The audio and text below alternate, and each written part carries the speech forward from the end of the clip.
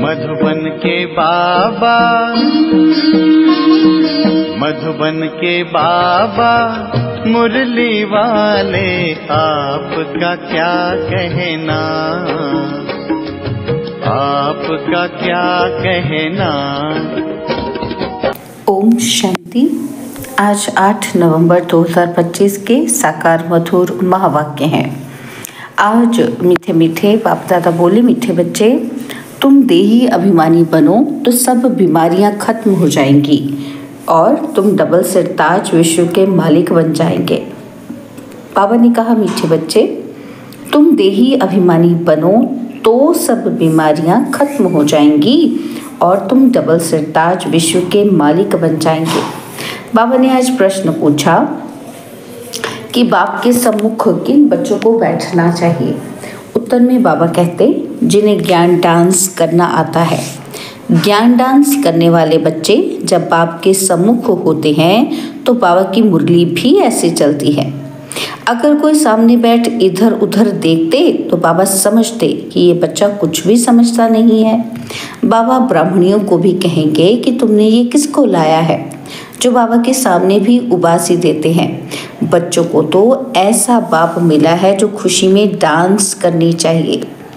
मुरली का गीत है, दूर देश का रहने वाला आया देश पर आए। ओम शांति। मीठे मीठे बच्चों ने गीत सुना। रूहानी बच्चे समझते हैं कि रूहानी बाबा जिसको हम याद करते आए हैं, दुख हरता सुख करता, वह तुम माता पिता हम बालक तेरे, वो फिर से आकर हमको सुख घनेरे दो। हम दुखी हैं, ये सारी दुनिया दुखी है क्योंकि ये है कलयुगी पुरानी दुनिया। पुरानी दुनिया अथवा पुराने घर में इतना सुख नहीं हो सकता जितना नई दुनिया नए घर में होता है। तुम बच्चे समझते हो कि हम विश्व के मालिक आदि सनातन देवी देवता थे। हमने ही 84 जन्म लिए हैं। बाप कहते हैं, बच्चों तुम अपने जन्मों को नहीं जानते हो कि कितने जन्म पाठ बजाया है। मनुष्य समझते हैं 84 लाख पुनर्जन्म है। एक एक पुनर्जन्म कितने वर्षों का होता है। 84 लाख के हिसाब से तो सृष्टि चक्र बहुत बड़ा हो जाए। तुम बच्चे जानते हो कि हम आत्माओं का बाप हमको पढ़ाने आए हैं। हम भी दूर देश के रहने वाले हैं। हम कोई यहाँ के रहने वाले नहीं हैं। यहाँ हम पाठ बजाने आए हैं। बाप को हम परम धाम याद करते हैं। अभी इस पराये देश में आए हैं। शिव को बाबा कहेंगे, रावण को बाबा नहीं कहेंगे, भगवान को बाबा कहेंगे। बाप की महिमा अलग है। 5 विकारों की कोई महिमा करेंगे क्या? देह अभिमान तो बहुत बड़ी बीमारी है। हम देही अभिमानी बनेंगे तो कोई बीमारी नहीं रहेगी और हम विश्व के मालिक बन जाएंगे। यह बातें तुम्हारी बुद्धि में है। तुम जानते हो कि शिव बाबा हम आत्माओं को पढ़ाते हैं। जो भी और इतने सत्संग आदि हैं, कहीं भी ऐसे नहीं समझेंगे कि हमको बाबा आकर राजयोग सिखलाएंगे, राजाई के लिए पढ़ाएंगे। राजा बनाने वाला तो राजा ही चाहिए ना। सर्जन पढ़ाकर आप समान सर्जन बनाएंगे। अच्छा, डबल सिरताज बनाने वाला कहाँ से आएगा? जो हमको डबल सिरताज बनाए। इसलिए मनुष्य ने फिर डबल सिरताज श्री कृष्ण को रख दिया है। परंतु श्री कृष्ण कैसे पढ़ाएंगे? जरूर बाप संगम पर आए होंगे, आकर राजाई स्थापन की होगी। बाप कैसे आते हैं यह तुम्हारे सिवाय और कोई की बुद्धि में नहीं होगा। दूर देश से बाप आकर हमको पढ़ाते हैं, राजयोग सिखलाते हैं। बाप कहते हैं, मुझे कोई लाइट व रत्न जड़ित ताज है ही नहीं। वह कभी रजाई पाते ही नहीं, डबल सिरताज बनते नहीं, औरों को बनाते हैं। बाप कहते हैं कि हम अगर राजा बनता तो फिर रंक भी बनना पड़ता। भारतवासी राव थे, अब रंक है। तुम भी डबल सिरताज बनते हो तो तुमको बनाने वाला भी डबल सिरताज होना चाहिए, जो फिर तुम्हारा योग भी लगे। जो जैसा होगा ऐसा आप समान बनाएगा। सन्यासी कोशिश कर सन्यासी बनाएंगे और तुम गृहस्थी वह सन्यासी, तो फिर तुम फॉलोअर्स तो ठहरे नहीं। कहते हैं कि फलाना शिवानंद का फॉलोअर है, परंतु वह सन्यासी माथा मुड़ाने वाले हैं, तुम तो फॉलो करते ही नहीं, तो तुम फिर फॉलोअर क्यों कहते हो? फॉलोअर तो वह जो झट कपड़ा उतार कफनी पहन ले, तुम तो ग्रस्त में विकारों आदि में रहते हो और फिर शिवानंद का फॉलोअर्स कैसे कहलाते हो? गुरु का तो काम है सदगति करना। गुरु ऐसे तो नहीं कहेंगे कि फलाने को याद करो, फिर तो खुद गुरु नहीं हुआ। मुक्ति धाम में जाने के लिए भी युक्ति चाहिए। तुम बच्चों को समझाया जाता है तुम्हारा घर है मुक्ति धाम अथवा निराकारी दुनिया। आत्मा को कहा जाता है निराकारी सोल।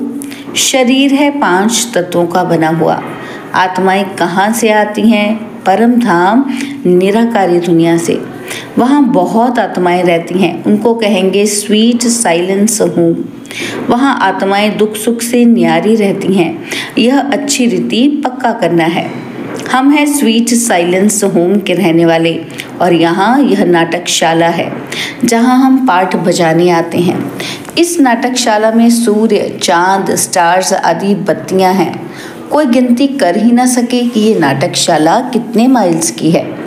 एरोप्लेन में ऊपर जाते हैं लेकिन उसमें पेट्रोल आदि इतना नहीं डाल सकते जो जाकर फिर लौट भी आए। इतना दूर नहीं जा सकते और वह समझते हैं कि इतने माइल्स तक हैं, लौटेंगे नहीं तो फिर गिर पड़ेंगे। समुद्र का व आकाश तत्व का अंत पा नहीं सकते। अभी बाप तुमको अपना अंत देते हैं। आत्मा इस आकाश तत्व से पार चली जाती है। कितना बड़ा रॉकेट है। तुम आत्माएं जब पवित्र बन जाएंगी तो फिर रॉकेट मिसल तुम उड़ने लग पड़ेंगे। कितना छोटा रॉकेट है। सूर्य चांद से भी उस पार मूल वतन में चले जाएंगे। सूर्य चांद का अंत पाने की बहुत कोशिश करते हैं। दूर के स्टार्स आदि कितने छोटे देखने में आते हैं तो बहुत बड़े। जैसे तुम पतंग उड़ाते हो तो ऊपर में कितनी छोटी छोटी दिखाई पड़ती है।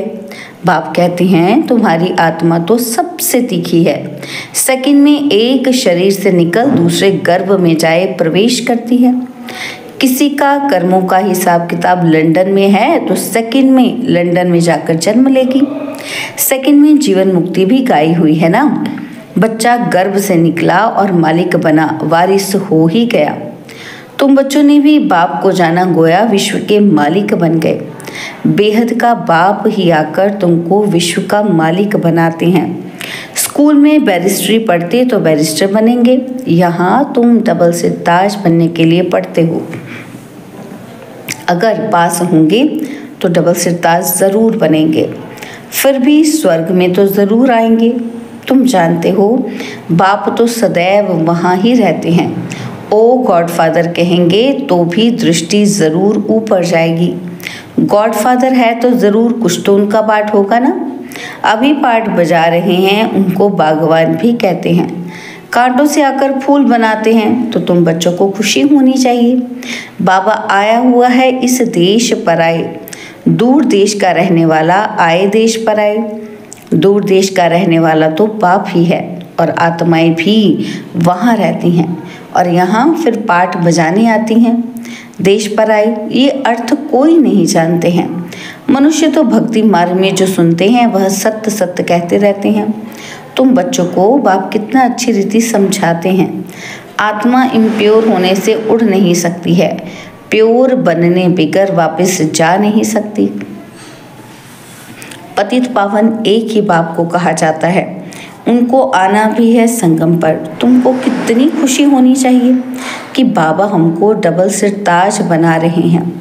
इससे ऊंच दर्जा कोई का होता नहीं। बाप कहते हैं मैं डबल सिरताज बनता नहीं हूँ, मैं आता ही हूँ एक बार पराए देश पराए शरीर में। यह दादा भी कहते हैं कि मैं शिव थोड़ी हूँ, मुझे तो लखीराज कहते थे। फिर सरेंडर हुआ तो बाबा ने ब्रह्मा नाम रखा। इसमें प्रवेश कर इनको कहा कि तुम अपने जन्मों को नहीं जानते, 84 जन्मों का भी हिसाब होना चाहिए ना। वो लोग तो 84 लाख कह देते, जो बिल्कुल ही इम्पॉसिबल है। 84 लाख जन्मों का राज समझाने में ही सैकड़ों वर्ष लग जाएं। याद भी न पड़ सके। 84 लाख योनियों में तो पशु पक्षी आदि सब आ जाते हैं। मनुष्य का ही जन्म दुर्लभ गाया जाता है। जानवर थोड़ी नॉलेज समझ सकेंगे। तुमको पापा कर नॉलेज पढ़ाते हैं। खुद कहते हैं कि मैं आता हूँ रावण राज्य में। माया ने तुमको कितना पत्थर बुद्धि बना दिया है। अब फिर बाप तुमको पारस बुद्धि बनाते हैं। उतरती कला में तुम पत्थर बुद्धि बन गए, अब फिर बाप चढ़ती कला में ले जाते हैं। नंबरवार तो होते हैं ना। हर एक को अपने पुरुषार्थ से समझना है। मुख्य बात है याद की। रात को जब सोते हो तो भी ये ख्याल करो कि बाबा हम आपकी याद में सो जाते हैं, गोया हम इस शरीर को छोड़ देते हैं, आपके पास आ जाते हैं। ऐसे बाबा को याद करते करते सो जाओ तो फिर देखो कितना मज़ा आता है। हो सकता है साक्षात्कार भी हो जाए, परंतु इस साक्षात्कार आदि में खुश नहीं होना है। बाबा हम तो आपको ही याद करते हैं, आपके पास आना चाहते हैं। बाप को तुम याद करते करते बड़े आराम से चले जाएंगे। हो सकता है सूक्ष्म वतन में भी चले जाओ, मूल वतन में तो जा नहीं सकेंगे। अभी वापस जाने का समय कहाँ आया है। हाँ, साक्षात्कार हुआ बिंदी का, फिर छोटी छोटी आत्माओं का झाड़ दिखाई पड़ेगा। जैसे तुमको वैकुंठ का साक्षात्कार होता है ना, तो ऐसे नहीं कि साक्षात्कार हुआ तो तुम वैकुंठ चले जाएंगे। नहीं, उसके लिए तो फिर मेहनत करनी पड़े। तुमको समझाया जाता है कि तुम पहले पहले जाएंगे स्वीट होम। सब आत्माएं पाठ बजाने से मुक्त हो जाएंगी। जब तक आत्मा पवित्र नहीं बनी है तब तक जा ना सके। बाकी साक्षात्कार से मिलता कुछ भी नहीं है। मीरा को साक्षात्कार हुआ, बैकुंठ में चली गई, थोड़ी चली गई। तो बाबा कहते हैं बैकुंठ तो सतयुग में ही होता है। अभी तुम तैयारी कर रहे हो बैकुंठ का मालिक बनने के लिए। बाबा ध्यान आदि में इतना जाने नहीं देते हैं, क्योंकि तुमको तो पढ़ना है ना। तो बाप आकर पढ़ाते हैं, सर्व की सद्गति करते हैं। विनाश भी सामने खड़ा है। बाकी असुरों और देवताओं की लड़ाई तो है ही नहीं। वह आपस में लड़ते हैं तुम्हारे लिए, क्योंकि तुम्हारे लिए नई दुनिया चाहिए। बाकी तुम्हारी लड़ाई है माया के साथ। तुम बहुत नामी ग्रामी वॉरियर्स हो, परंतु कोई जानते नहीं कि देवियां इतना क्यों गाई जाती हैं। अभी तुम भारत को योग बल से स्वर्ग बनाते हो। तुमको अब बाप मिल गया है, तुमको समझाते रहते हैं। ज्ञान से नई दुनिया जिंदाबाद होती है। यह लक्ष्मी नारायण नई दुनिया के मालिक थे ना, अब पुरानी दुनिया है। पुरानी दुनिया का विनाश आगे भी मूसलों द्वारा हुआ था। महाभारत लड़ाई लगी थी। उस समय बाप राजयोग भी सिखा रहे थे। अब प्रैक्टिकल में बाप राजयोग सिखा रहे हैं ना। बाप ही तुमको सच बताते हैं। सच्चा बाबा आते हैं तो तुम सदैव खुशी में डांस करते हो। यह है ज्ञान डांस। तो जो ज्ञान डांस के शौकीन हैं उनको ही सामने बैठना चाहिए। जो नहीं समझने वाले होंगे उनको उबासी आएगी। समझ जाते हैं कि ये तो कुछ भी समझते नहीं हैं। ज्ञान को कुछ भी समझेंगे नहीं तो इधर उधर देखते रहेंगे। बाबा भी ब्राह्मणी को कहेंगे कि तुमने किसको लाया है। जो सीखते हैं और सिखलाते हैं उनको सामने बैठना चाहिए। उनको खुशी होती रहेगी। हमको भी डांस करना है। ये है ज्ञान डांस। श्री कृष्ण ने तो न ज्ञान सुनाया न डांस किया। मुरली तो ये ज्ञान की है ना। तो बाप ने समझाया है, रात्रि को सोते समय बाबा को याद करते, चक्र को बुद्धि में याद करते रहो। बाबा हम अब इस शरीर को छोड़ आपके पास आते हैं। ऐसे याद करते करते सो जाओ, फिर देखो क्या होता है। आगे कब्रिस्तान बनाते थे, फिर कोई शांति में चले जाते थे, कोई राज करने लगते थे। जो बाप को जानते ही नहीं वो याद कैसे कर सकेंगे। मनुष्य मात्र बाप को जानते ही नहीं तो बाप को कैसे याद करें। तब बाप कहते हैं मैं जो हूँ जैसा हूँ मुझे कोई भी नहीं जानते। अभी तुमको कितनी समझ आई है। तुम हो गुप्त वॉरियर्स। वॉरियर्स नाम सुनकर देवियों को फिर तलवार बाण आदि दे दिए हैं। तुम वॉरियर्स हो योग बल के। योग बल से विश्व के मालिक बनते हो। बाहुबल से भल कोई कितनी भी कोशिश करे परंतु जीत पा नहीं सकते। भारत का योग मशहूर है, यह बाप ही आकर सिखलाते हैं, यह भी किसी को पता नहीं है। उठते बैठते बाप को ही याद करते रहो। कहते हैं योग नहीं लगता है, योग अक्षर उड़ा दो। बच्चे तो बाप को याद करते हैं ना। शिव बाबा कहते हैं मामेकम याद करो, मैं ही सर्वशक्तिमान हूँ। मुझे याद करने से तुम सतो प्रधान बन जाएंगे। जब सतो प्रधान बन जाएंगे तब फिर आत्माओं की बारात निकलेगी। जैसे मक्खियों की बारात होती है ना, तो ये है शिव बाबा की बारात। शिव बाबा के पिछाड़ी सब आत्माएं मच्छरों सदृश भागेंगी, बाकी शरीर सब खत्म हो जाएंगे। अच्छा, मीठे मीठे सिकिलदे बच्चों प्रति माता पिता बाप दादा का याद प्यार और गुड मॉर्निंग। रूहानी बाप की रूहानी बच्चों को नमस्ते। हम रूहानी बच्चों की रूहानी बाप दादाजी को दिलवा जान सिकवा प्रेम से नमस्ते। ओम शांति। प्यारे बाबा, मीठे बाबा, मेरे बाबा, शुक्रिया बाबा, शुक्रिया बाबा, शुक्रिया।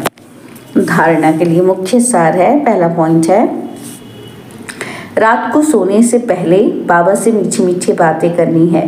बाबा, हम इस शरीर को छोड़ आपके पास आते हैं, ऐसे याद करके सोना है। याद ही मुख्य है, याद से ही पारस बुद्धि बनेंगे। और सेकंड पॉइंट है, 5 विकारों की बीमारी से बचने के लिए देही अभिमानी रहने का पुरुषार्थ करना है, अथाह खुशी में रहना है, ज्ञान डांस करना है, क्लास में सुस्ती नहीं फैलाना है। बाबा ने आज हमें वरदान दिया, सेवा द्वारा अनेक आत्माओं की आशीर्वाद प्राप्त कर सदा आगे बढ़ने वाले महादानी भव। सेवा द्वारा अनेक आत्माओं की आशीर्वाद प्राप्त कर सदा आगे बढ़ने वाले महादानी भव। महादानी बनना अर्थात दूसरों की सेवा करना। दूसरों की सेवा करने से स्वयं की सेवा स्वतः हो जाती है। महादानी बनना अर्थात स्वयं को मालामाल करना। जितनी आत्माओं को सुख, शक्ति, शांति और ज्ञान का दान करेंगे, उतनी आत्माओं की प्राप्ति की आवाज़ या शुक्रिया जो भी निकलता वो आपके लिए आशीर्वाद का रूप हो जाएगा। यह आशीर्वाद ही आगे बढ़ने का साधन है। जिन्हें आशीर्वाद मिलती है वह सदा खुश रहते हैं। तो रोज अमृतवेली महादानी बनने का प्रोग्राम बनाओ। कोई समय व दिन ऐसा ना हो जिसमें दान ना हो। स्लोगन है, अभी का प्रत्यक्ष फल आत्मा को उड़ती कला का बल देता है। अभी का प्रत्यक्ष फल आत्मा को उड़ती कला का बल देता है। बाबा के व्यक्त इशारे हैं, अशरीरी व विदेही स्थिति का अभ्यास बढ़ाओ। बाप के समीप और समान बनने के लिए देह में रहते विदेही बनने का अभ्यास करो। जैसे कर्मातीत बनने का एग्जाम्पल साकार में ब्रह्मा बाप को देखा, ऐसे फॉलो फादर करो। जब तक यह देह है, कर्मेंद्रियों के साथ इस कर्म क्षेत्र पर पाठ बजा रहे हो, तब तक कर्म करते कर्मेंद्रियों का आधार लो और न्यारे बन जाओ। यही अभ्यास विदेही बना देगा। अच्छा, ओम शांति।